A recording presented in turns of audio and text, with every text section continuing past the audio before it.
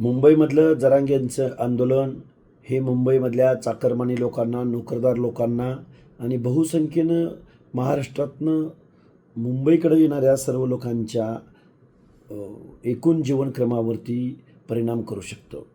सन्माननीय न्यायालयानं त्या संदर्भात तसा निर्णयही दिला, पण पोलीस प्रशासनानं काही अटीवरती शर्तीवरती जे त्यांना परवानगी दिलेली आहे ती त्यांनी पाळावी. अन्यथा अशा बेकायदा मागण्या करायच्या आणि रस्त्यावर उतरून मुंबईमध्ये अराजक निर्माण करण्याचा उद्देशानं जरांगे तिकडे येत आहेत.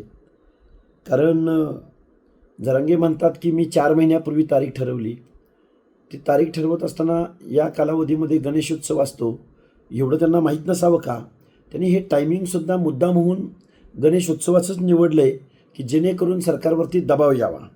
मुद्दाम गणेश उत्सवात येण्याचं हे त्यांचं षड्यंत्र आहे आणि कुणाचं तरी राजकीय पुनर्वसन करायचं, कुणाच्या तरी राजकीय अजेंड्यावर काम करायचं, हा सगळा राजकीय हेतू डोळ्यासमोर ठेवून मनोज जरांगे मुंबईला येत आहेत.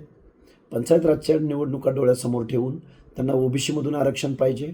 खरं तर एकनाथराव शिंदेसाहेब आणि देवेंद्र फडणवीस साहेबांनी 10% आरक्षण मराठा समाजाला दिलेलं आहे, ते त्यांनी घ्यायला हवं होतं.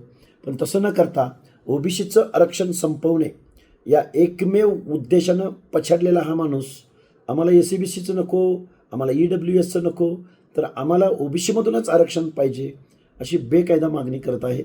त्यामुळे यांना वेळीच आवर घालावा. आणि जर 10-15% लोक जर अशी संख्येनं मुंबईकडे येत असतील, आम्ही तर 40-50% आहोत, मग आम्हालाही एक दिवस निवडावा लागेल आणि मुंबईकडे यावं लागेल आमच्या हक्काने अधिकाराच्या संरक्षणासाठी. एवढं मी जबाबदारीनं सांगतो.